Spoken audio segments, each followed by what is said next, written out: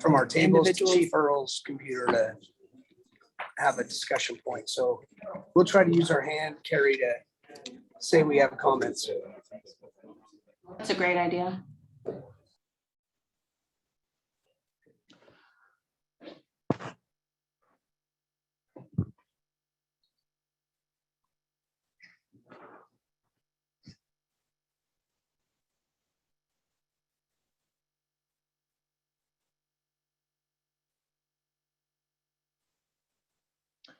Okay, Keri, can you hear me okay? Yep. Okay, we're going to go ahead and get started because I've got a few minutes of things I'd like to cover real quick. First off, I'd just like to welcome everybody. Glad that you could be here and participate in this training session this morning. I'd like to also welcome any new supervisors that we have to this meeting. This is something that we've started for several months now, and but we hope that this can be a resource to you in your efforts to improve your skill set and also create more unity throughout the organization. Please keep your microphones on mute if you're not participating, and again, welcome. We're glad you're here. So to get going, I want to stand on my risk management soapbox a little bit this morning as we get into the winter months. I think winter's just around the corner. But I wanted to discuss some ways in which you can protect yourself, protect your coworkers, and protect the public as we get into the winter months. And I would ask that you please review these points with your staff at your next staff meeting, or at least have a brief discussion about these things. So the first thing I wanted to talk about real quick is vehicle safety. Obviously, those of you who are from Utah are well aware of the increased hazards and risks that we face during the winter months with vehicle safety, driving around town or to and from a job, traveling for a conference or whatever it may be. There is a significant increase in those risks. And so I just wanted to remind everybody, again, make sure that when we're going out to use a pool car, or if we have been assigned our own vehicle, whatever it may be, if it's a city-owned vehicle, make sure that we are circling those vehicles, that we're aware of the conditions of the vehicles, that we're checking the tires are properly inflated. Make sure that if it had just snowed, that not only is your windshield clear of snow, but your headlights, your signal lights are also clear from snow and ice before you operate those vehicles. So again, that also implies that we need to make sure that we're managing our time correctly, and that we're not running late. We run out to the parking lot and find the pool car that we reserved covered in snow, and then we rush. So make sure that you're giving yourself plenty of time to plan for those things. Make sure you increase your following distances as you're driving down the road with the car in front of you. I know that's hard because then people always pull in front of you or pull directly behind you. But as long as we're giving our due diligence in making sure that we've got enough stopping time, just do the best that you can do there. Make sure that we're actually slowing for yellow lights and not seeing that as an opportunity to fly through an intersection. So make sure we're doing that. Be mindful of road conditions as you travel down the road. If you notice that you can see the reflection of the car in front of you on the asphalt, or the car beside you reflecting off of the asphalt, guess what? You're already on ice. And then again, if there's no need to travel, then don't travel. We do have virtual options available to us. If the weather is horrible, if the roads are icy, then get a Zoom meeting going if that's an option. So please do that. The other things that I wanted to go over is personal protective equipment, otherwise known as PPE. A lot of this relates specifically to public works and to public safety. make sure that we are using our reflective gear, more specifically our reflective vests. PD, you guys and our paramedics, you're already dressed in black for the most part. Just make sure that you can be seen when exiting your vehicles on a traffic stop or traffic accident. Make sure you're getting those vests on. Same with snow removal. I'd hope that all of those that participate in snow removal have a reflective vest in their vehicle or in the cab of their vehicle in the event that there's a situation where you need to exit your truck in traffic, that we have those vests on. Also, public safety and public works, make sure that before you operate your vehicles, that your hazard lights, your strobe lights are all functioning properly before you head out on your shift. Last but not least, sidewalks. I know a lot of us don't operate vehicles or aren't out in traffic very much, but we do use our facility buildings, whether that's the city center, the fitness center, public works building, public safety buildings, the senior center. Each winter season, we usually have a half dozen slips and falls. So let's do our best to reduce that number. Be mindful of ice in entryways and on the sidewalks. Make sure that salt is down. Now, I just want to reiterate that safety is everyone's responsibility. If you have the resources available to you, meaning that salt, a box of salt or whatever is there and available, and you see it hasn't been thrown out yet, don't wait for parks, staff, or facilities to do that. They've got a lot on their list. They've got a lot of ground to cover, a lot of square footage of sidewalks to cover. Please take the initiative to make those sidewalks safe for yourself, for your coworker, and for the public. And if at any time throughout the winter months, if you notice any ongoing safety issues or hazards around the buildings or in general, please reach out to me to discuss, and we'll see what we can do to mitigate those things. So, are there any questions in regards to what I've covered there? Okay, so at this time, we're going to go ahead and turn the time over to Keri. Thanks, Jason. Appreciate it. Jason's very dedicated. He's actually heading out of town right now, so I appreciate you joining at the beginning. So before I turn the time over to Jamie, I just wanted to talk a little bit about what we're going to do today. We're going to do the leadership section first. So Jamie will take the floor first and talk about employee ethics. And then I will do the last hour and talk about formal and informal disciplinary process and the new portal. For 2022, it will now be required that all supervisors attend either the live or recorded session. Jason and I highly recommend that you attend the live sessions. I think it's really good for you to be able to give feedback and ask questions during the live sessions. But if you absolutely cannot make the live sessions, we will have those recorded, but they will be required starting in January. So just be aware of that. We are looking for a few dates to be filled on leadership topics. If you would like to take one of these dates that are on the screen, July 7th, September 1st, November 3rd, or December 1st, we're looking for volunteers to speak on the leadership topic. So if you're interested, just let Jason or I know.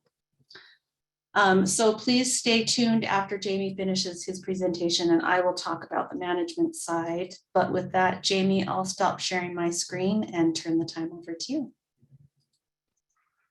Thanks, Keri. Appreciate the opportunity to share with you some information about employee ethics and what I've titled, Why Do Good People Do Bad Things? So I'm going to share my screen, and we'll get started here. So my hope is that this can be an interactive type experience, and one where you have an opportunity to engage on this topic, because obviously it's a really important topic. And today we're going to talk a little bit about this idea of character and competence, and the idea of, you know, whether or not you can teach both. When we talk about competence and when you hire individuals, you generally are discussing their knowledge, skills, and abilities. Very rarely do you spend time talking about or essentially reviewing their character traits. And so the question then becomes, can you really teach, and can you, can you be in a situation where you can evaluate and judge somebody based not just on their character, but on their competence, but also on their character? And can you actually teach people to have good characters and to have good virtues within them? I think the premise that I would like to make today is, yes, in fact, there is an opportunity for us in a very direct way to impact and influence people, not just on the competence side of what they're doing, but on the character side of who they are as well. But what I want to share with you first is just an overall expectation that ethics requires awareness. And I want to show a video here, and it's probably a video that some of you have seen, but as it relates to awareness, I want to show the video and then have a little bit of a conversation or follow up after the video related to what took place within the video. So here we go. The monkey business illusion. Count how many times the players wearing white pass the ball.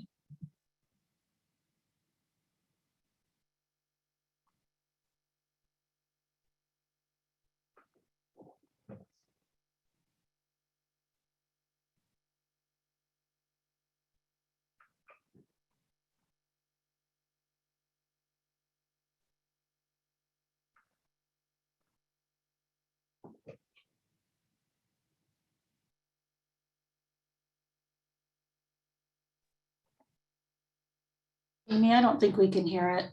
The correct answer is You can? 16 passes. We can't hear it or see it. Did you spot the gorilla? Okay, I wonder what's going on here.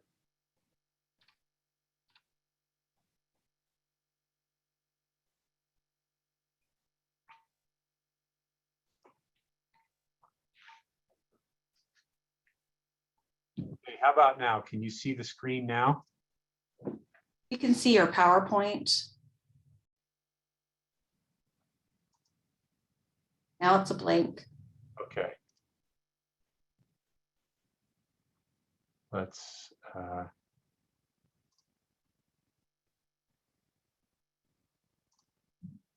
The monkey business illusion. yes, no? Count how many times the players wearing white pass the ball.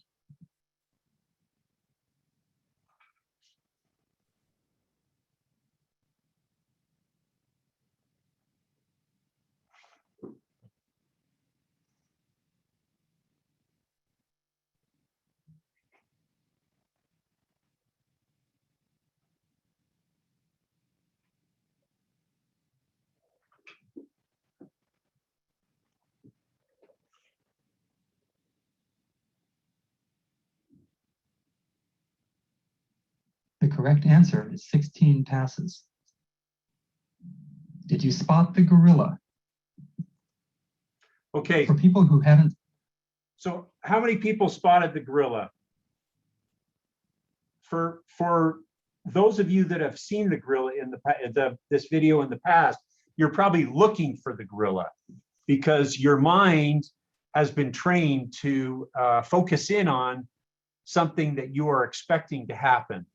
But let's move forward with the next piece of this video. for people who haven't seen or heard about a video like this before, about half missed the gorilla. If you knew about the gorilla, you probably saw it, But did you notice the curtain changing color or the player on the black team leaving the game? Let's rewind and watch it again. I can't see the video. The gorilla. You can't see the video again.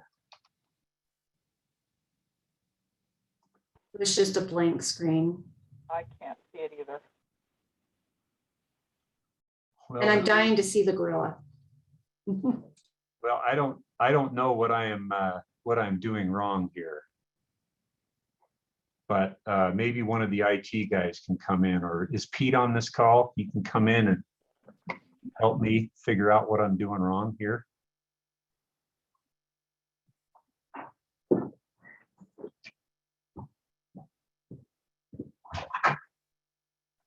The sound is playing, but.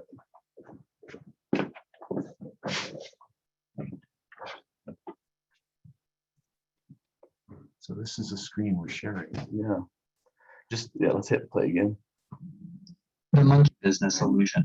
Will it let you move forward on the? Count how many times the players wearing white pass the ball. No. Still no luck? Now it's working. I think you just had clicked on the video, so I think we're good.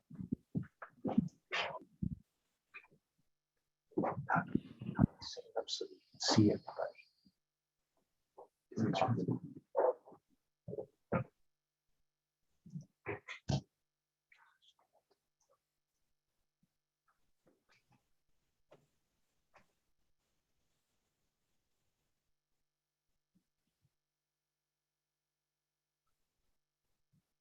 The correct answer is 16 passes.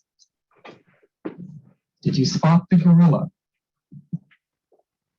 For people who haven't seen or heard about a video like this before, about half missed the gorilla.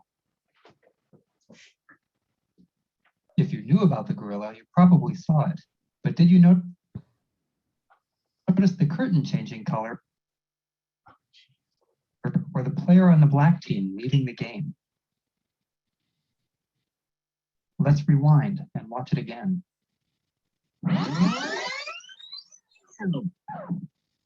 Here comes the gorilla, and there goes a player, and the curtain is changing from red to gold.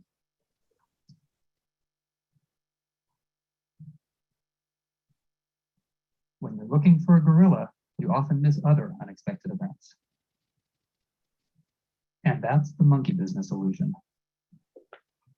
Learn more about this illusion and the original gorilla experiment at theinvisiblegorilla.com. So did everybody get a chance to see that? Yes. Yes. Perfect. Can't believe I missed it though. I'm just going to close the door here. So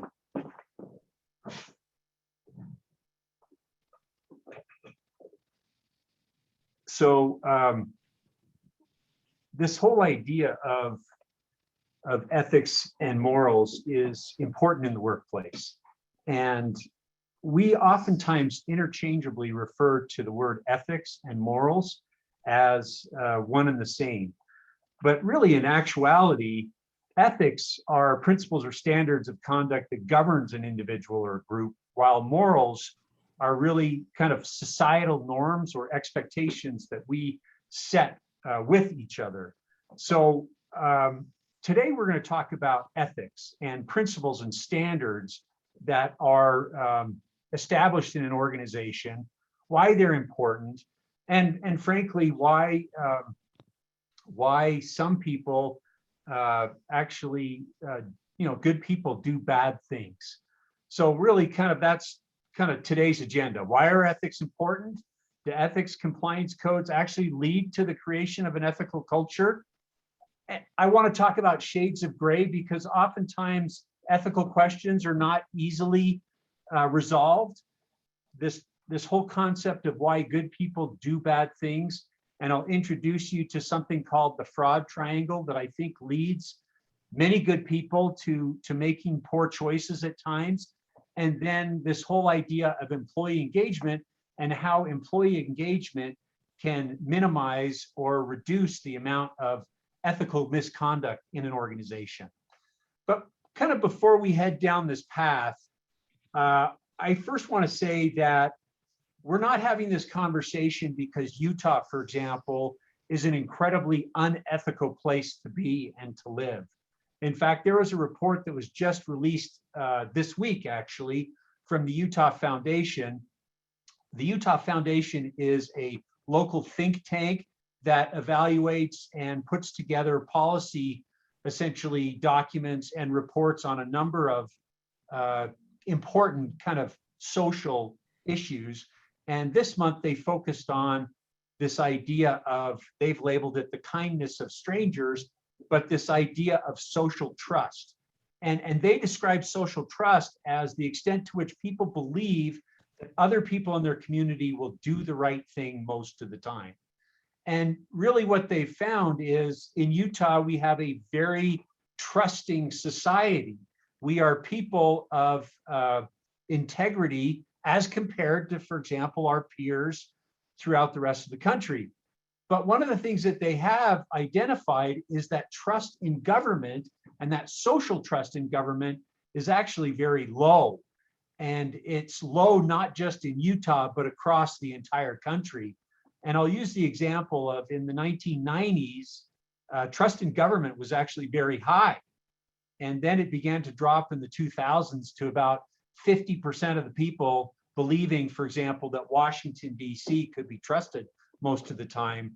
Well, today, or as most recent as 2015, that number actually dropped to 16%. So we have gone from being a very trusting society in government to now being very distrustful of government. And of course, that applies to us because we ourselves work within government and we find ourselves interacting with populations that really don't see us as being trustworthy people. And what's interesting as well is trust in institutions is on the decline, especially amongst the millennial generation. So those that are actually entering the workforce and becoming more of kind of the mainstream population of our country, this big group of millennials actually have a significant mistrust of each other and also of government. So let's talk a little bit about fraud in Utah. Like I said, it's generally low. And if you compare us to the rest of the country, we rank in terms of fraud convictions. This is for 2018 through 2020. We're number 32 of 50 states. So we're not necessarily a state that is full of fraud. But what I think is kind of interesting too is there are some wrinkles, and I just share this because I thought you might be all interested in this. Utah had the highest number of Ponzi schemes, which is a form of investment fraud per capita in the United States, and it honestly wasn't even close. We, on average, have 1.35 Ponzi schemes per 100,000 population. So in the city of Orem, for example, of 100,000 people, we right now have about 1.35 Ponzi schemes going on within the community. Florida, which is the next highest state as it relates to Ponzi scheme, only averaged 0.51 schemes per thousand. So we have double plus the number of Ponzi schemes actually happening in Utah than we have elsewhere throughout the country. So while in general, fraud is not a huge concern in the state of Utah, there are certain pieces of kind of the fraud spectrum that we actually blow other states off the charts. One of the other, I think, key findings from this report from the Utah Foundation a couple of days ago is the fact that Utahns are generally too trusting, which is kind of ironic because the numbers suggest that we don't trust anybody, yet the research specific to Utah suggests that we are actually too trusting. So let's just kind of talk about prevalence of misconduct in specific industries and why this is important to government, why we're having this conversation today. If you look at a report that was put together by KPMG a number of years ago, they identified prevalence of misconduct during the prior 12 months by industry. And you'll notice what the number 2 industry is which is government and the public sector. So government and the public sector, by way of misconduct, is right up there with the auto industry. That's not necessarily a list I think we want to be immediately associated with. So even banking and finance, which has in the last 10 years had a significant history of misconduct and poor judgment, it happens less. Ethical violations and issues happen less in banking and finance than they do in the government and the public sector. So why are people acting unethically in government and the public sector? Here's a report from the Ethics Officer Association that kind of talks about factors contributing to pressures to act unethically on the job. And what you'll see here is that, one of the challenges one of the biggest challenges in acting unethically is trying to maintain that balance of work and family. Some of it's tied to communication, some of it's tied to leadership, lack of management support. They identify even insufficient resources, company politics, and incompetency as reasons why people see unethical behavior in the workplace. But it's not just happening in the workplace. It's happening throughout our nation. This is a series of studies that I've kind of collected and tried to put together some longitudinal data that suggests that there is a deterioration of honesty in our country that has taken place for many years. You look at, for example, college students who cheated in high school. In 1940, 20% of college students said that they cheated in high school. That number gets as high as 98% in 2014 as it relates to college students cheating in high school. The idea that people in school use cheat sheets, 1969, 34%, 68% in 1989. People are willing to lie to get a job. That number was lower in 2000, but 2016, it's now up to 39%. So there is kind of a general deterioration of ethical conduct in our country and in our respective workplaces. Here's some other kind of interesting statistics as it relates to integrity at work. This is from that same KPMG study that identified government and the public sector as being one of the more unethical sectors to be in. 74% of employees observed a high level of illegal or unethical conduct at work in the past 12 months. So of employees that they surveyed, 3/4 of them said they saw illegal or unethical things happening in the workplace. 46% of all employees observed misconduct that, if revealed, would cause their firms to significantly lose public trust. And what I want to note is in that same report, that number actually grew to 56% in the government and the public sector. So again, activity and conduct in government is actually perceived and observed as more unethical than in the general work population. Some of the examples of misconduct that were identified in that study, everything from the mishandling of confidential and proprietary information to violating environmental standards to violating or circumventing purchasing and bid selection rules. All of these things are prevalent in the workplace. I will add here too, falsifying and manipulating records, financial statements, time cards, expense reimbursement reports. 56% of those that were interviewed in the government and public sector saw that happening. I think what's interesting too is this study asked, why is this happening? And over a good number of those respondents said that they feel pressured to do whatever it takes to meet business targets And that continues to be the most commonly cited driver of misconduct in organizations. So there is a built-in expectation in some organizations that in order to get the job done, we need to bypass ethics. We need to look past integrity, because what is first and foremost of priority is getting the job done, rather than getting the job done in an ethical way and with integrity. Over half the respondents reported that managers, employees feel pressure to do whatever it takes, as we talked about. And 52% believe that they will be rewarded for results and not the means to achieve them, which is kind of interesting. So other survey results that I think are significant: 96% feared being accused of not being a team player if they didn't go along with some sort of ethical or unethical or inappropriate behavior. What I also want to focus on here too is that last bullet point at the bottom that says 34% are seeking to bend the rules or steal for their own personal gain. So when you actually look at all the reasons why people are unethical, at the bottom of the list is personal gain.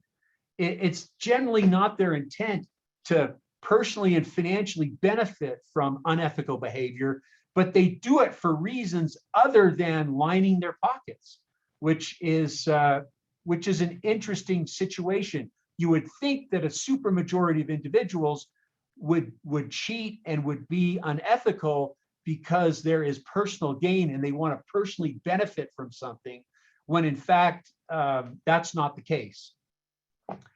So let's kind of talk about, now we've identified the why behind we need to have this conversation.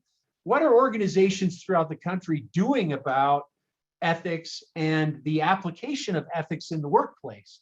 Well, a good number of organizations, including the city of Orem, have adopted administrative ethical codes and kind of compliance statements. So within an employee handbook, within a professional association's materials, or even within a particular department or organization within an organization, employees, managers, leaders will adopt codes of conduct, and you may see them prominently posted throughout an organization. The question is, do these codes and do these statements lead to greater ethical behavior in an organization? I want to share with you right now, this is the ethical code that I subscribe to as a city manager. The International City Management Association is a organization of 10,000 plus city managers across the world. And when we become a member of ICMA, we agree to subscribe to a particular code of ethics. And that code of ethics is broken down here on this page by 12 kind of key ethical points. And actually, the document is broken down even further in additional materials. So that's kind of the code that I subscribe to as a city manager. If you are a firefighter and you're a member of the International Association of Firefighters, they too actually have a code. And that code is what they call their code of ethics, and it's found in the Manual of Common Procedures. So even firefighters have an expectation as to professionally, these are the standards that we are going to follow. And I would imagine if you look to some of the other professional associations that you are associated with, you would find that you too are probably part of an organization that has an ethical code. Here in the city of Orem, we have an employee's declaration. That's our employee handbook. That's something that is covered during the onboarding process here in the city. And on occasion, it's referenced when, for example, employees go through the disciplinary process and their conduct is inappropriate, and unfortunately then goes back to, hey, this is the employee's declaration. This is what we agreed to do as employees of the city of Orem. But, so there is value in these declarations, in these codes. They set guiding principles, they clearly lay out rules and encourage ethical behavior. They improve decision-making because you as an employee know kind of what's expected of you and the standard, I guess you could say the floor that has been set in terms of ethical conduct. And in addition to that, it builds consistency in the organization in a way where the hope is that everybody follows and everybody adheres to the same ethical code, and that consistency runs across the entire organization. But why are they not necessarily the only thing that serve to enhance ethical conduct in an organization? Why do, for example, if we have these codes, why do we still have good people doing bad things? Well, one of the reasons we have good people doing bad things, even with the code of ethics, is because we don't really spend a lot of time within organizations talking about these codes, applying these codes within the workplace and within the organization as related to decisions. Leadership, i.e. supervisors, are not people who actively discuss, actively make these codes a part of who they are and their day-to-day work. In some cases too, we set unattainable goals and expectations where we may, for example, set a goal to have 100% compliance in a particular area. And employees look at that and they see that as completely unachievable. And so as a result, they don't even try to reach that goal because in their mind, and rightfully so, 100% compliance or 100% success is next to impossible, if not impossible to achieve. And so they decide to downplay or look past the code. And finally, I think oftentimes these codes are not open-ended. They are more a listing of rules rather than a focus on principles that allow an employee, allow supervisors interpretation. We have an employee handbook that is full of specific guidance, but that employee handbook really are the rules of the organization. The employee declaration, for example, within the city of Orem is our code of conduct. If we spend too much time focusing on the rules and not enough time focusing on principles, then that's where we lose employees as well. So in short, codes of conduct helpful, not necessarily helpful though, unless we make them an active and engaging part of the organization and the work that we do to the day-to-day. So the next thing I wanted to just kind of focus on here is this idea of gray, and that ethics is not necessarily a black and white discussion. There are many shades of gray as related to ethical conduct. And I want to show you, and I want to talk to you, and I want to engage you in this discussion of gray and how you, for example, may react differently to situations as compared to your peers. But, the question is, if there is a lot of gray, where do we draw the line? And, more often than not, ethics involves choosing between two rights, not necessarily choosing between something that is exclusively right and exclusively wrong. Now, I will represent that there are things within an organization, within society, that are just outright wrong. They are clearly black as compared to white. And I use the example of preying on the weak or the elderly. I don't think any of us on this Zoom meeting today would say, yeah, it's perfectly appropriate to prey on the weak and elderly in our society. I think everybody, all of us would universally say, no, that's unacceptable behavior. But as we get deeper into some of these ethical conversations, it becomes a little more challenging to decipher if something is or isn't appropriate.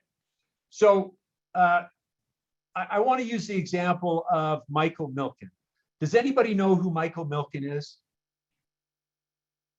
And I'm just going to throw that out here. No.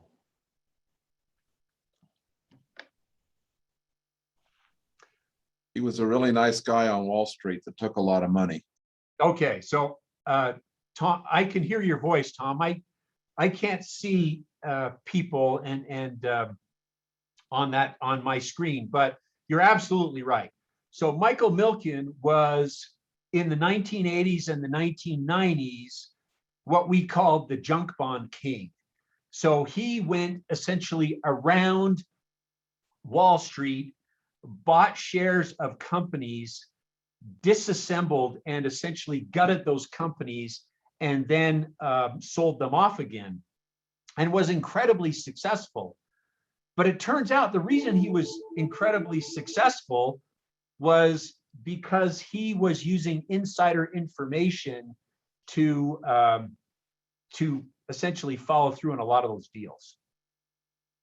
So I think all of us would agree right now that if we were just to look at Michael Milken and his conduct as it relates to junk bonds and insider trading, that's inherently wrong. But what's interesting is after Michael Milken was actually convicted and went to prison for his involvement in insider trading, he was released. And while he paid a fine to the Securities and Exchange Commission, he actually was left with a huge amount of personal wealth.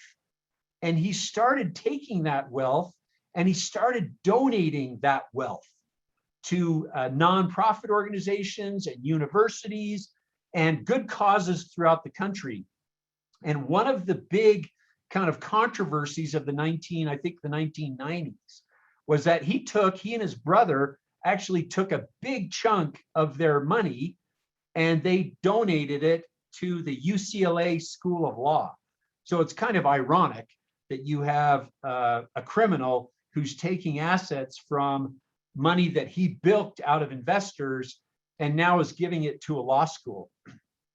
So it kind of created this ethical dilemma for UCLA and from other philanthropic organizations of, okay, here's a bad guy who did bad things, but he's paid the price, he's served his time, now he wants to share his wealth with us, and he wants to give us tens of millions of dollars, and do we accept that money? Some actually ended up accepting the money.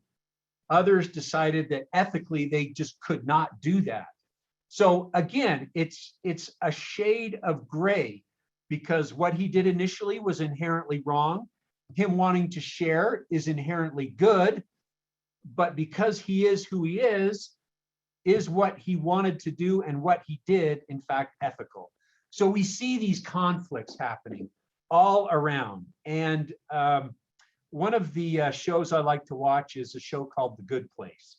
And there is actually an ethical dilemma embedded into this program. One of the characters in the television show is actually an ethicist. And so in one of the episodes of the show, they talk about what is called the trolley experiment. And it shows through this particular scene in the show, the contrast between gray and sometimes not making a decision between what is right and wrong, but rather a decision between what is right and what is right. So hopefully let's share this clip, and if you can see it, great. So here goes.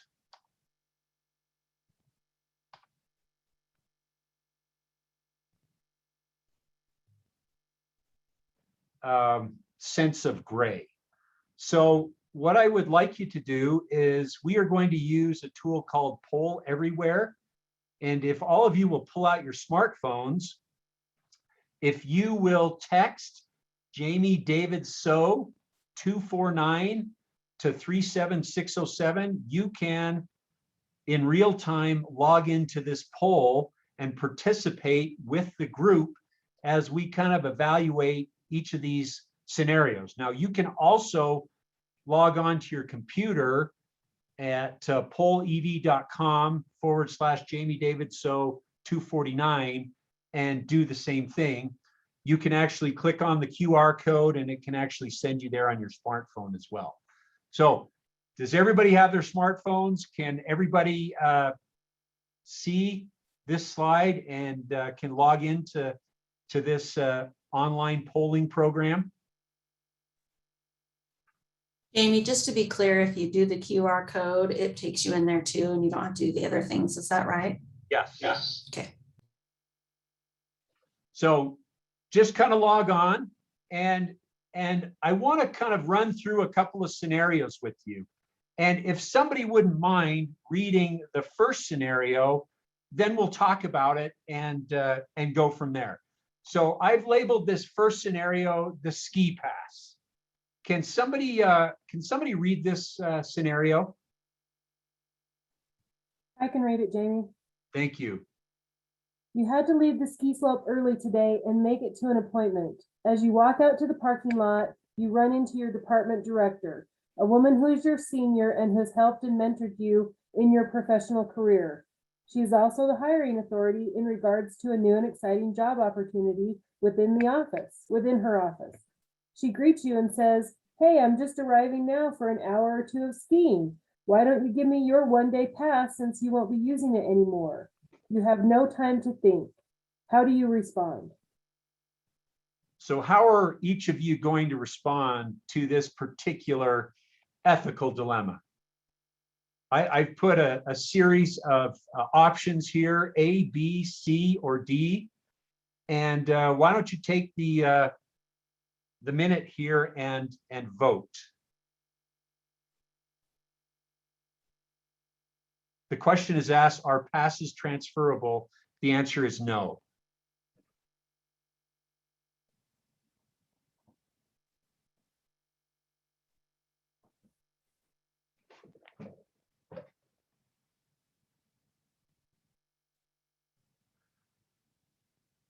I think we've kind of reached a point where most of the people have probably voted, and what you will see here is there is kind of a divide in the organization, and amongst you as supervisors. I think we have 74 people on this call, so we have 35, 36, 37 of you that say, yeah, I'm just going to decline to give her the pass and explain to her that sharing the pass is unethical.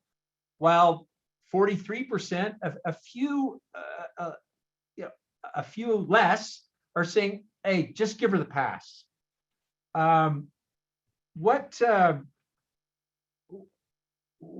is your thinking as you go through kind of this experience? Why did some of you decide to give her the pass versus others declining the pass? And by the way, I don't have any administrative information that suggests who is voting A, who is voting B, who is voting C. So just so you know, this is completely anonymous.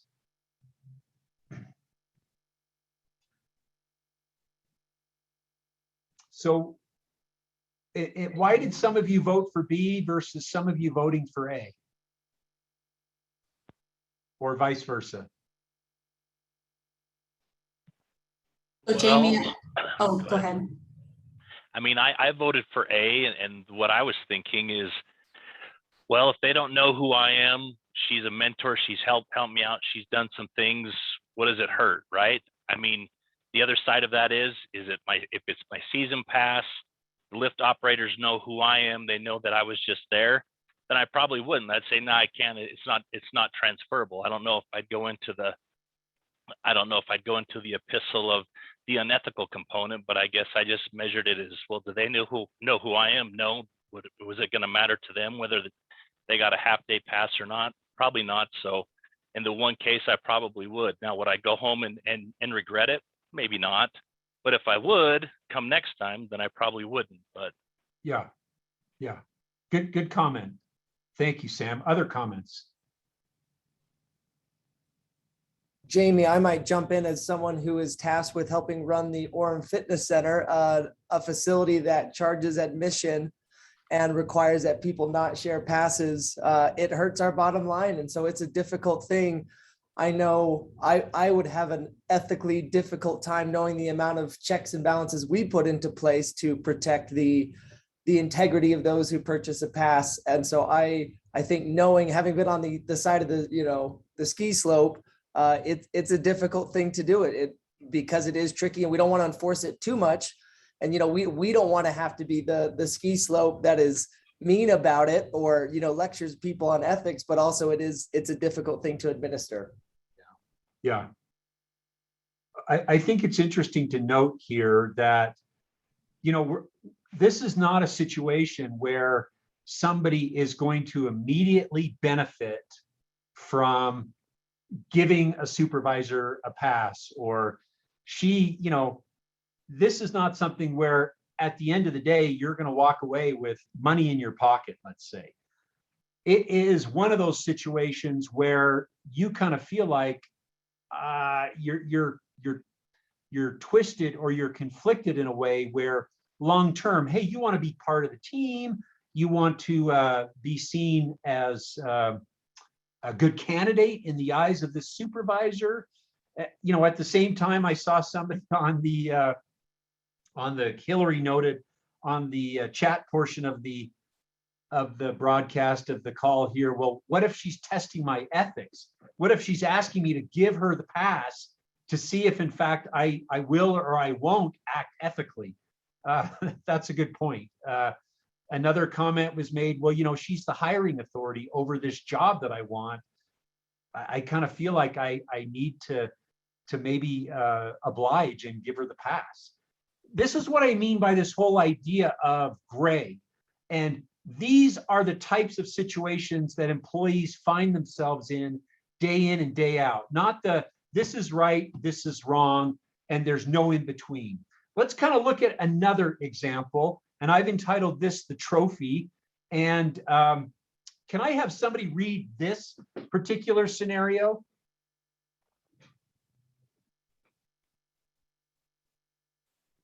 I can read this one. Thank you. You are excited about your new assignment as a recreation supervisor in the city. The job is a promotion and you are anxious to prove yourself to the recreation director. Recreation department staff are always asked to make each program they run profitable. Your peers recognize you as an example of running programs in the black. One of the reasons behind your recent success is the department's junior jazz youth basketball program. The program has more participants this year than any year in the program's history. Program participants receive a participation trophy at the end of the season. The trophies are a special part of the program and each participant looks forward to receiving one. This year, to cut costs, you order the trophies from a new vendor that purchased them overseas at discounted pricing. The program savings has vaulted your program into a strong, positive cash flow situation. The day before the trophies are to be distributed to coaches, you pick them up from the vendor. The label on the shipping boxes notes that the product may contain lead. You question the vendor about the label and he replies, "How do you think I got them so cheap?" He then quips, "Nobody will know, besides you don't know if there is a problem." So how do you respond to this particular dilemma? Again, another poll question. Do you accept delivery? Do you not accept delivery? Do you distribute the trophies to parents with a note that they may contain lead? Or, every child needs a little mineral content in their lives.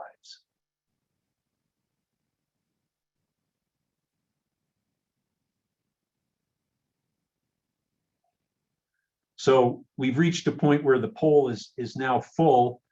I honestly didn't buy the full. I didn't buy the software that allows absolute participation for everyone. So we may be in a situation where we actually have individuals who are not able to vote. So for that, I apologize. I didn't realize that the polls were capped out at a certain number. But I think this is pretty representative of the organization. 80% of you said do not accept delivery of the trophies and notify the recreation director of the potential problem. So, 4 out of 5 of you said do not accept delivery of the trophies. How is this ethical dilemma different than the ski pass dilemma? The ski pass itself was non-transferable. Everybody knew that. Everybody knows that the trophies may contain lead. Is there a difference between the ski pass and the trophies?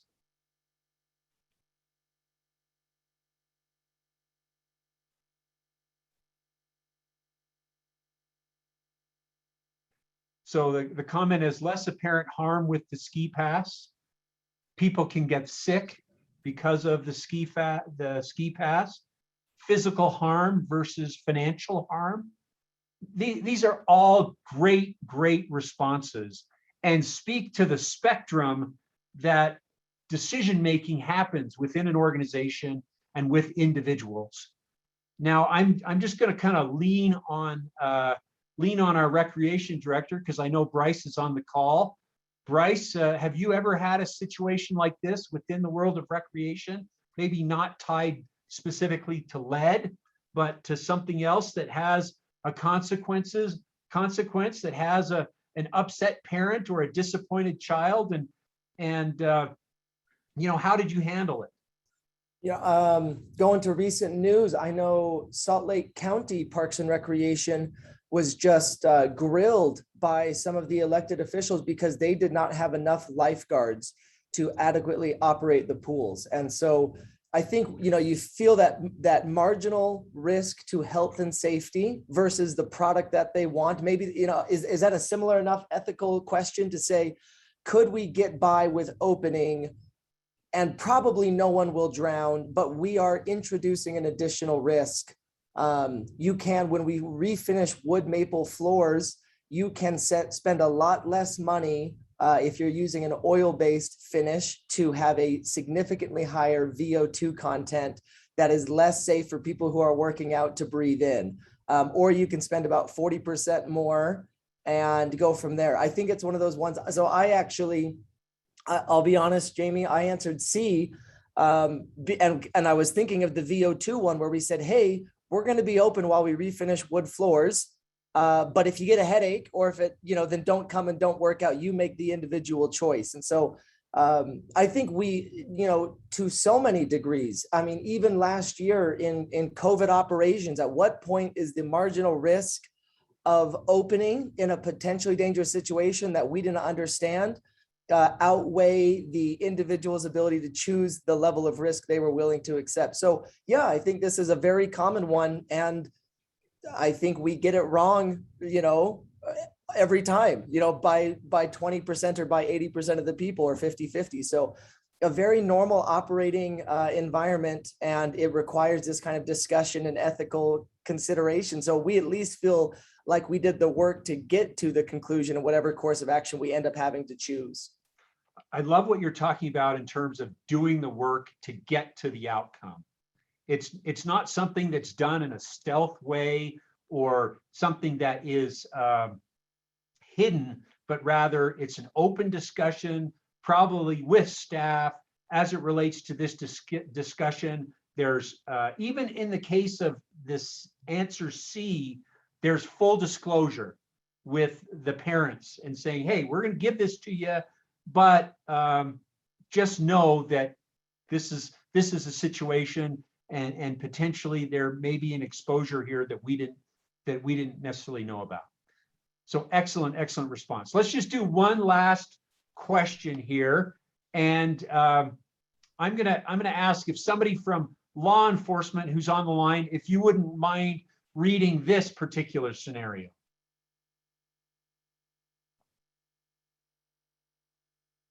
I will. You are working a traffic shift when you witness a vehicle up ahead driving recklessly. Clearly, the driver is not being mindful of his surroundings, has broken a number of laws, and you decide to pull the vehicle over. In asking for the driver's license and registration, he looks at you and says, "Do you know who I am?" The driver then goes on to tell you that he is the son of a powerful state legislator in the community who has not always been supportive of the city's police department. You are also aware of this legislature's current efforts to remove language in a state law that limits a police officer's personal liability when on duty. A change in state law as described could make the recruitment of new police officers through the state even more difficult than it already is today. As you walk back to your patrol vehicle, the driver yells, "Can we hurry this along? I need to be somewhere, and I don't have time to deal with cops like you today." So how do you respond to this particular situation? That one's easy.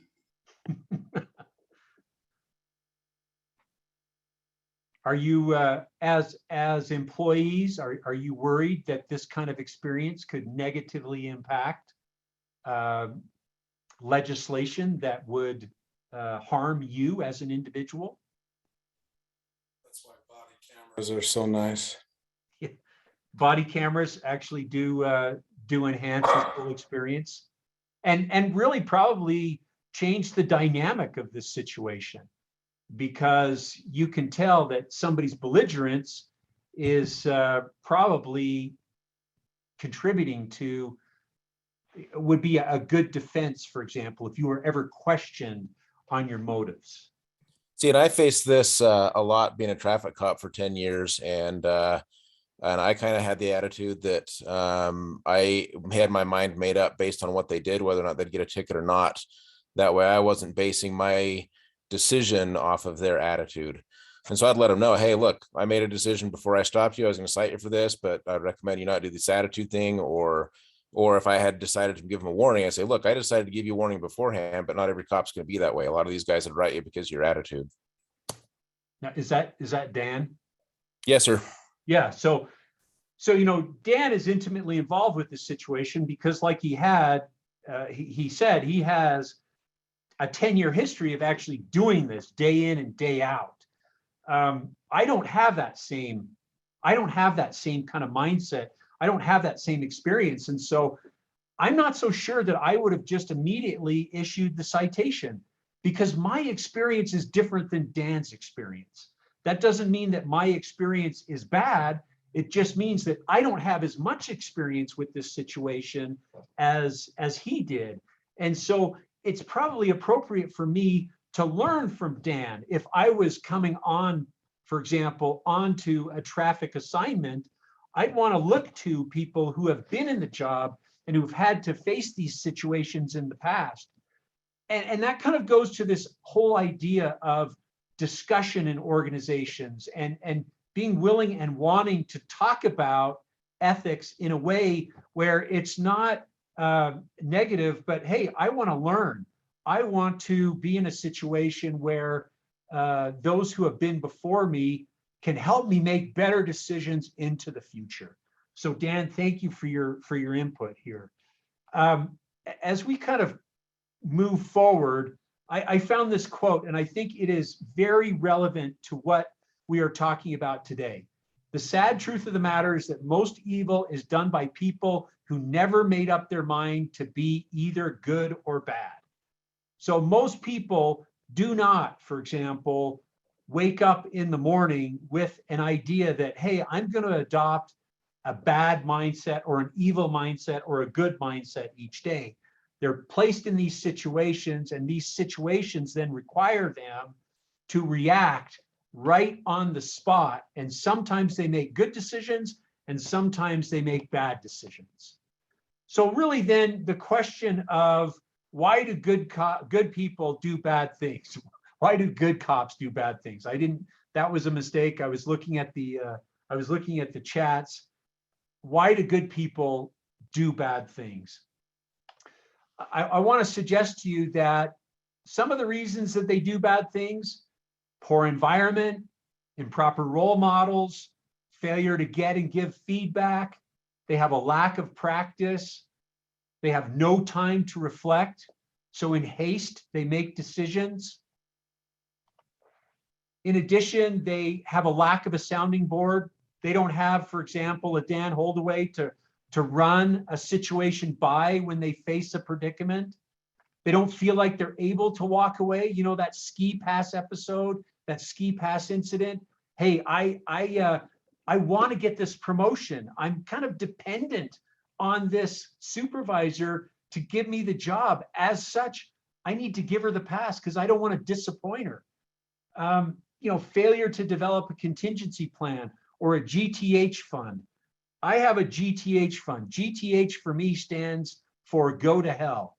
If I'm ever in a situation where somebody is going to ask me to do something that I deem unethical, I want to be in a situation where I say, no, I'm not going to do it, and be willing and comfortable dealing with whatever consequences may result. Now, obviously, I'm thankful that I've never had to use this GTH fund in my life, but I know that I have it, and it's something that I can rely upon if necessary. And really kind of finally, a failure to maintain intensity. Hey, we just get kind of lackadaisical in what we do. We don't think about some of this stuff. And also, we're not just, quote, what I call, quote, a little nervous.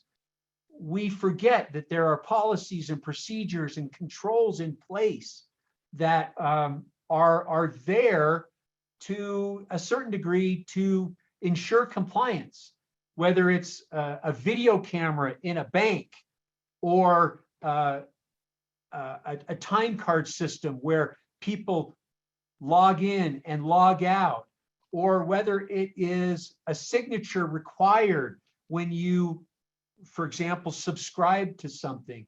All of these policies and controls and procedures are in place to essentially help good people from doing bad things. There was a researcher, there was a researcher many years ago who, I lost my,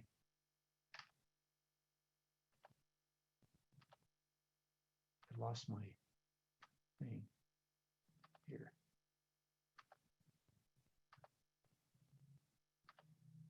Okay, I wanted to get back to this. There was a researcher back in 1953. His name was Donald Cressy, and he was a professor at Cal State Santa Barbara.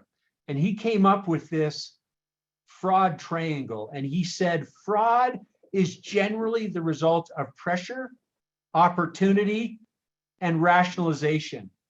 If you have too much opportunity or too much pressure, or if the risk is great that you are going to rationalize in certain situations, you are going to make mistakes and you are going to commit fraud.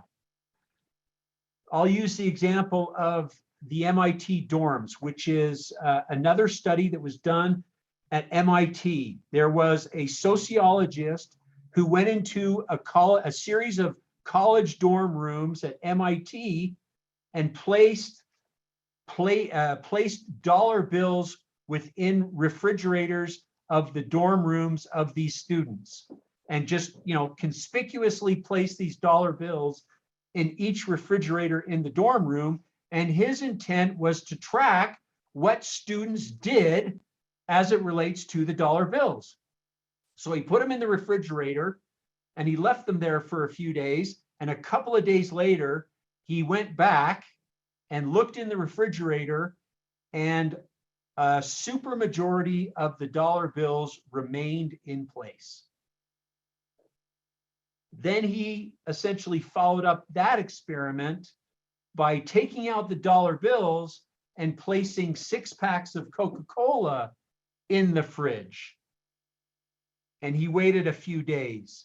And a few days later, he went back, and guess what happened to the Coke? The Coke was gone. So in that particular situation, his hypothesis was, in the world of rationalization, people inherently saw the taking of money as wrong and something they shouldn't do. But students in a dorm environment saw, hey, taking a Coke is not stealing in the same way it is stealing money, and they rationalized that it was okay to take the Coke. So there are situations where you will come upon these pressures in the workplace that will essentially potentially lead you to make these decisions and lead to fraud. Some of these decisions relate to, for example, pressure you may feel to live beyond your means, or poor credit, or unexpected financial needs. You have a big car repair and you don't know where you're going to get the money, and so you borrow money from the till. Or you may rationalize for example, as it relates to the Coke experiment. Hey, I'm only borrowing this can of Coke. At some point in the future, I'm going to return it. Or nobody's going to get hurt with me stealing a can of Coke. Or the opportunities, lack of controls. If somebody would have put their name on that Coca-Cola within the refrigerator, potentially the outcome could have been different, because people would associate the Coke with somebody and it belonging to somebody, and therefore that control measure may serve as a means to limit the taking of that drink. You know, in some cases too, a lack of an audit trail is what leads to fraud as well. So if there is no, for example, individual, no dorm monitor who's coming in on an hourly basis or a daily basis and checking if there is Coke in the fridge or not, then you know, the likelihood that all the Coke is going to be taken increases. But if there's somebody on an hourly basis who, for example, goes into the dorm room, opens the fridge and makes sure that the 6-pack of Coke is still there, then chances are that a greater number of those cans are going to remain. So essentially what this professor was talking about is we need to think about fraud, and we need to think about these situations from a perspective of pressure, rationalization, and opportunity. So finally, I want to leave you with kind of a couple of thoughts related to employee engagement, because I would like to suggest to you that the most effective way to avoid fraud and to increase ethics in an organization is to engage our employees in conversations about ethics and about integrity and ethical conduct. If people reflect on a moral issue before they are involved in it, they are more likely to behave in accordance with their conscience when that issue faces them in real life. So if we are able as supervisors to have conversations about ethics and integrity in advance of situations happening in the workplace, then we are going to see a higher percentage of ethical decision-making within our organization. So what are some things that we can do to essentially create that environment or ensure that we have opportunities to discuss? So we can create a code of ethics and we can set clear expectations, which is something we've already done. We can hire with an emphasis on ethical behavior. How many of us, when we go through the hiring process, include ethical kind of queries into those interview questions? We can establish compliance systems, reporting procedures, feedback loops, which we have done as well. We can reward ethical behavior. We can recognize people who make hard choices in difficult circumstances, but they're ethical choices. We can promote and highlight employees who demonstrate behavior, which we talked about. And we can have an ongoing conversation about ethics. And finally, the most powerful thing that we can do is we can lead by example. We as supervisors have the opportunity to influence our personnel in very positive ways. As you go, so go your crew or your department or the organization as a whole. So if you make it a point to make ethical decisions, then they too are going to want to follow your lead and make ethical decisions as well. Finally, you know, don't make ethics so complex. If you're faced with a dilemma, an ethical dilemma, ask yourself the following question. If what you were about to do was printed on the front page of a newspaper, would you feel good about it? If tomorrow morning, your decisions today found themselves on the cover of the Salt Lake Tribune, would you be uncomfortable if other people knew about some of your choices? Going back to basketball, experienced basketball players are more likely to notice the moonwalking bear. And why are they more likely to notice it? Because they make ethics part of, and they obviously make basketball their day in and day out life. If we make ethics part of our daily life, then we too are going to be able to make better and more ethical decisions in the organization. And finally, I'll leave you with this quote from Aristotle. He said, "Excellence is an art won by training and habituation. We do not act rightly because we have virtue or excellence, but we rather have those because we have acted rightly. We are what we repeatedly do. Excellence then is not an act, but a habit." So this whole idea of the ability to teach character and to reinforce virtues and to teach ethical behavior is something that Aristotle saw many, many years ago. And it's hopefully something that we can continue to do and we can instill in our employees here today. So I appreciate your time today. I don't have anything else to share, but I'd be more than happy to take or to lead a discussion about ethics in the future. I know we're low on time, but I'm passionate about this topic because I unfortunately have seen good people at times do bad things. And anything we can do in the organization to mitigate or limit that, I think is time well spent. So thanks for being a part of this conversation and this experience today.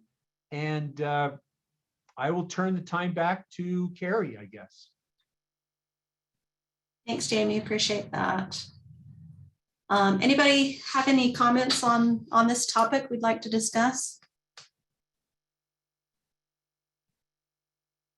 One thing that I was thinking about as you were going through this, Jamie, was sometimes not making a decision is still making a decision, right? Sometimes when you choose not to act, you're choosing not to act ethically as well. So that was something that I was thinking about during the presentation. I don't know how many of you are, I know Mike Smith is on, but right now in the National Hockey League, there is a big controversy associated with the Chicago Blackhawks and a admitted sexual assault that took place about 10 years ago. And really the whole controversy centers not around what people did, but rather what people didn't do. And that was they didn't follow through. They didn't report it. They didn't act on what they knew to be wrong.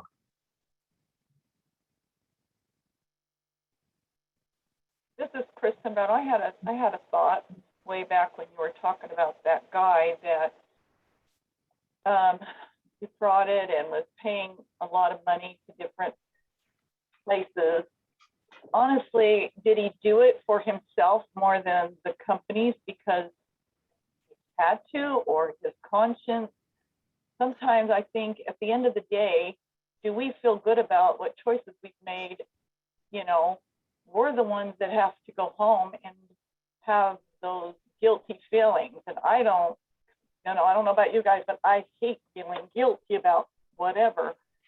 So that's what I think about when someone wants me to do something that I don't feel is really that great for me. And when I go home, am I going to, if I do it, am I going to, be thinking about it and wish I didn't do it?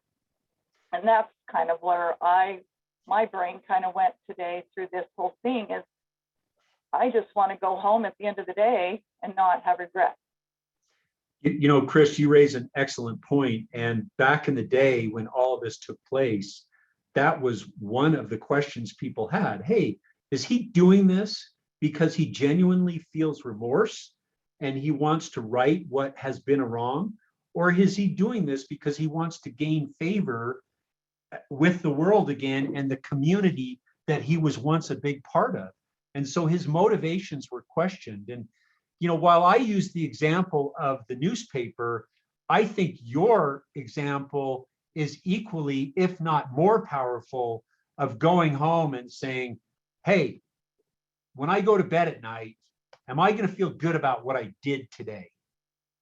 That is a better personal acid test for you than perhaps the newspaper. And really, what we want is not for everybody to apply the newspaper test, but everybody to apply a test that aligns with who they are and the internal compass that they have. So excellent comment.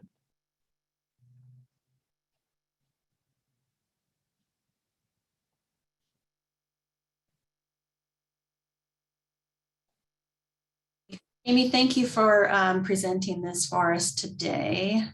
Thank you. I'm going to stop sharing and turn it back to you. Okay, from ethics to discipline is what we're going to switch to real quickly. Let me share my screen.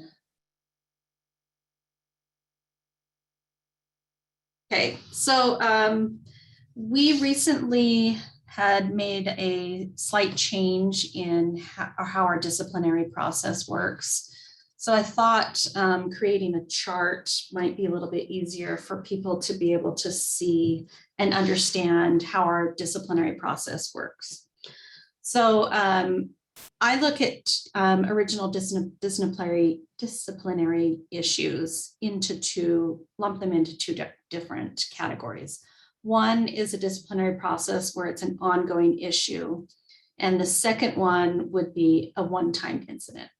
So for an example, a one-time issue would be, the one-time incident would be maybe something pretty severe, like maybe they didn't do a report correctly, that they purposely did incorrectly, that caused the city a lot of money. Maybe that would be a one-time incident. Or an ongoing issue could be someone who continually has a work performance issue or negative attitude, or maybe continually late for work. Those would be some ongoing issues. Keri, I know a lot of times with risk management and incidents, your one-time incident, maybe the employee that's been with the city for 12, 13, 14 years, whatever, and they cause a traffic accident. The first traffic accident ever, but then ongoing issues, again, is if you've got the same employee that continues to get in an auto accident or cause an incident, every other month type thing. Jason, those are great examples. So you've got these two tiered issues. On the ongoing issue, that's the top part of the chart. If you have an ongoing issue with an employee, part of the informal process is you could do a verbal or written reprimand. And we have created templates for the written reprimands now. They are on Walter under the supervisor section. So you don't have to create those from scratch anymore. We've created templates for those. Or you could do a performance improvement plan. It can also be considered a corrective action plan. Those mean the same thing. But we also have those performance improvement plan templates up on Walter under the supervisor section, so that you don't have to start from scratch on those either. So those are your two options for an ongoing issue. Then if you go to the gold boxes next to that, either the behavior improves or it does not improve. So if it improves, then you'll go to the green section where you'll just continue to monitor for further issues that happen into the ongoing supervision of this employee. If the performance is not improved, you can consider going on to a formal discipline. And we'll talk about formal discipline in a minute, but those are your options for an ongoing issue. For a one-time incident, you can do a verbal reprimand, you can do a written reprimand, or if the incident is serious enough that requires immediate response, you do not have to go through the informal process. You can go straight to a formal discipline. And if additional incidences occur, maybe you'll do a performance improvement plan after that one-time incident. You have several options, but those are all the disciplinary process for informal discipline. Does anyone have any questions on this? If you go through this process and you're kind of concerned on this, I'll save these charts in the supervisor section as well so that you can see these. Always happy to discuss these with you and help determine which is the most practical or appropriate for the situation that you're dealing with. So if you're ever concerned about it, you can always reach out to me as well.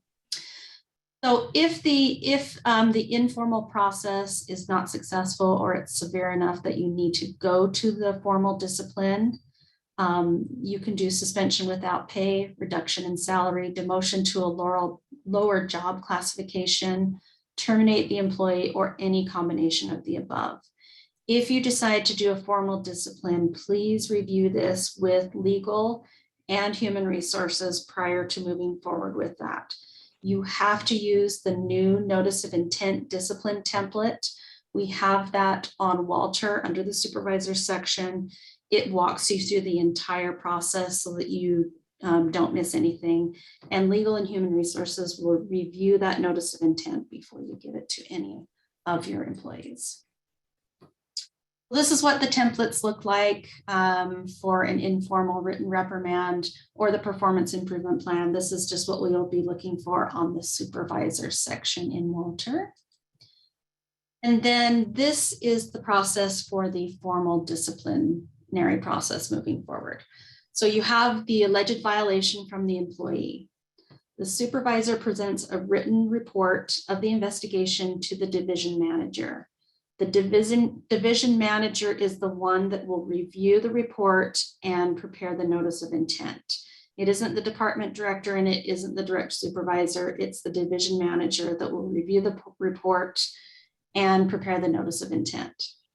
Once the division manager has drafted the notice of intent and human resources and the legal department have reviewed it and agreed that it's ready to move forward, then the division manager will meet with the employee and share the notice of intent with the employee. The employee then has 3 working days after receiving the notice of intent to request a pre-disciplinary meeting with the department director. Now, the employee does not have to do that. The employee can accept the notice of intent, or they do have the opportunity to meet with the department director as long as they request that within 3 days to have that pre-disciplinary meeting. If the employee does not request the pre-disciplinary meeting with the department director, that's on the teal section, then you go down to the green box. The discipline as determined by the notice of intent will be implemented. If the employee does request a pre-disciplinary meeting with the department director, then the department director will hold the meeting promptly and consider additional evidence by the employee. So if the department director would then have the opportunity to review the employee's statements as well as the notice of intent and do any additional investigation into the issue. And then the department director will issue a written statement, their written decision to the employee. I would recommend for department directors, when you get to that point, legal and human resources should be helping you with that decision to make sure that it follows our policies. The time that the department director issues the written decision, then you have the employee has 2 decisions. They can choose to appeal the decision from the department director, or they can choose to accept the decision from That's in the blue section underneath the gold. So if the employee chooses not to appeal, then the department director's decision will stand. If the employee chooses to appeal from the department director, then we have to look at what the discipline is. If the discipline does include a discharge, suspension of 2 or more days without pay, or involuntary transfer from one position to another for less money, then the employee will appeal it to a hearing officer. If the decision does not, the discipline does not include the discharge, suspension of more than 2 days without pay, involuntary transfer from one position to another with less pay, then the employee will appeal to the employee advisory council. So if it has anything to do with their pay, like 2 days suspension or more, or anything involuntary or a termination, it goes to the hearing officer. Otherwise, it goes to the employee advisory council. The hearing officer is a new disciplinary process that we've never used before. We will be hiring several hearing officers to hear these hearings in the future. They will either be past or current city attorneys or attorneys that work for other entities or human resources professionals. So those will be the people that we have that will come in and hear the hearings. Any questions on this new formal discipline process that we have into place now? John Savage said he's used the template recently and it was very helpful. I appreciate that feedback. I think that it's a lot easier to visually see what the process is so that you're not just trying to guess it through the policy. So I appreciate the positive feedback. To discipline looks like this will again is up in Walter under the supervisor section. You will just read through and fill in the portions that are required. They're usually in brackets so that you can see which pieces you need to fill out. Switching gears to our final topic, I want to talk about the new City of Orem portal. Keri, sorry. Do you mind if I say one thing? No, please go ahead. With disciplinary procedures, oftentimes when we come across a disciplinary situation, I'm always asking Keri, does our documentation support the disciplinary action that we're taking? So for example, if we hear that, well, this person's got a long history of problems, again, do we have the documentation that supports that? Or is it just a blank page? And that goes back to making sure that you as the supervisor, even if it's a verbal reprimand, that you are noting it down, that you are documenting what occurred and what you did. And as you move through this process, as far as by doing that, you are reducing our risks as an organization when it comes to disciplining employees. So please make sure with each of your employees, and I know it's difficult because a lot of you have a lot of employees that you oversee. So, but make sure that we are adequately and efficiently documenting these occurrences with your staff. I appreciate that emphasis. And that's why also when it's performance evaluation time, I always push for you all to make sure that you do accurate performance evaluations so that if you are having any issues with an employee, that it's documented. That way, if it gets worse, then we at least have a documentation that we can show that you've been tracking that. So Jason, I appreciate that. Okay, so the new portal launched this week. I wanted to thank IT. Tom Phelps and his team for putting this first iteration of the portal out for employees. So if you have your smartphones on you, I want you to go to portal.orem.org. If you're on your iPhone, please make sure you're on Safari, and then we'll show you how you can turn it into an app real quick. So just go to portal.orem.org on your phone or mobile device. Okay, once you're to portal.orem.org, you'll want to sign in. It is your email address to begin with, and then it will be your password that you use for all your Orem IT logins. So it'll just be your normal login to your desktop.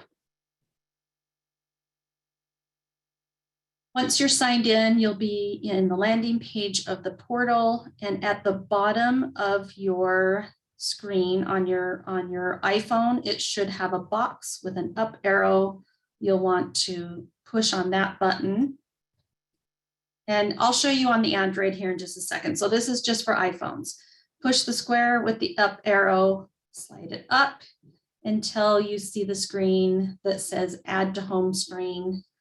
You'll click on that plus button, and then you will have the icon on your home screen now that will take you directly into the portal.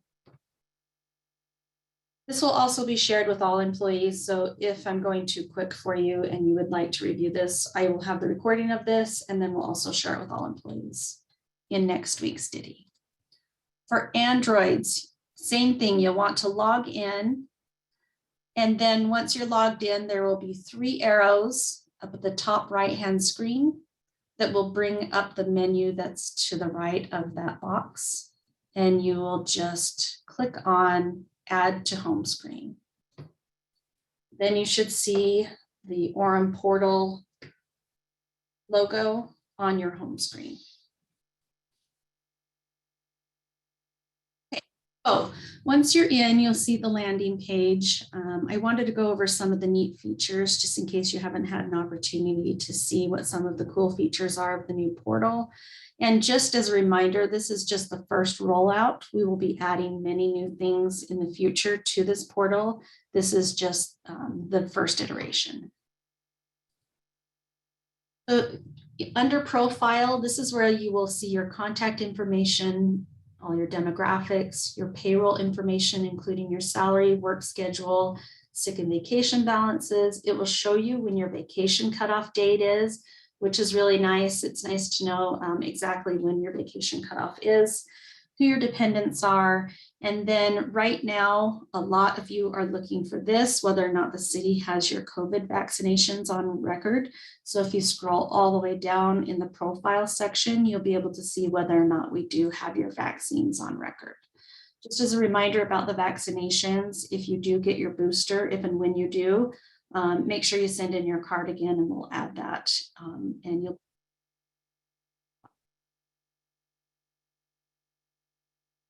Okay, if you click on payroll, that's where you will see direct deposit, association fees, your HSA contributions, retirement contributions, old pay stubs, your W-4, and any W-2 history. If you're making any changes to your direct deposit, or you'd like to make changes to your HSA contributions or your retirement contributions, that will all be done directly here in the portal now. You no longer have to fill out a form. It will just be all changed electronically in this payroll section, and it will just record on the back end your electronic signature so that we don't have to have any forms in your HR file anymore. So we're excited about that one. If you go into the employee section, this is one of my favorite features now. You can search for an employee by their name, by their phone number, by their job title. You can look it up by their department. If one thing that an employee told me the other day, they tried it and because they were at home and a city number had called them and they didn't know who it was, and they reverse searched it in here by using the phone number and they were able to see who it was that had called them. So I think that's a really cool feature. You can also call and text directly from the portal. So if you were to click on an employee's name, you can click on their work or their cell number. If you click on their work cell number, you can either call or text them directly from the portal on your mobile device. So really great feature. I think this is going to make us a lot more efficient. Excited about this new feature that we have. This will be replacing Boo, which was the Book of Orem. But in the meantime, you do have that available to you on Walter as well. And Pete is working on redoing a lot of Walter so that you can get directly to the portal from Walter as well. So be watching for that coming up. Some future portal features that you'll be seeing in the next while. The next iteration will be time cards. We'll be working on that.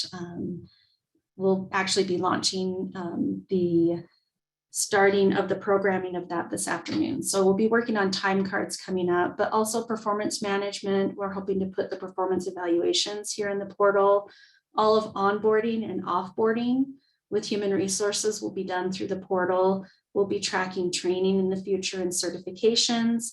We will be redoing the recruitment and applicant tracking portions of hiring employees, which should eliminate some of this lag in time of getting your applicants and your interviews set up.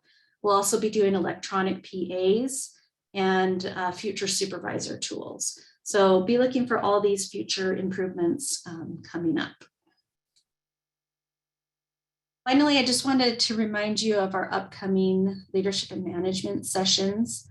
December 2nd, Kenna Matthews will be talking about accessing community resources and volunteer opportunities.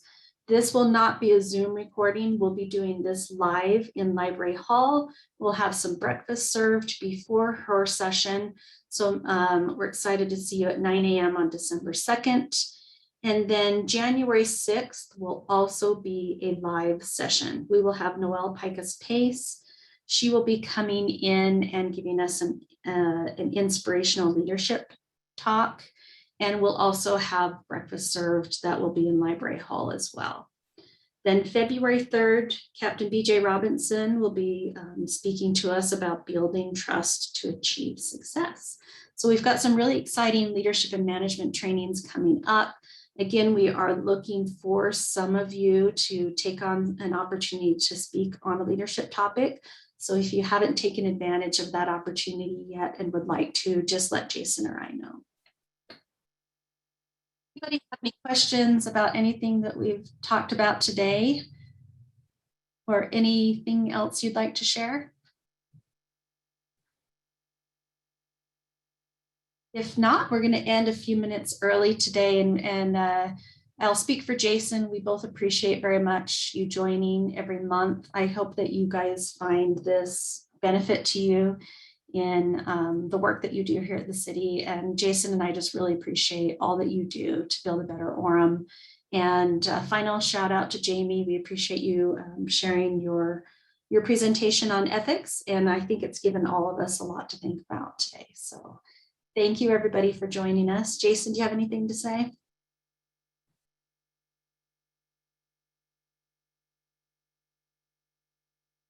Okay, you guys all have a great day. Thanks again.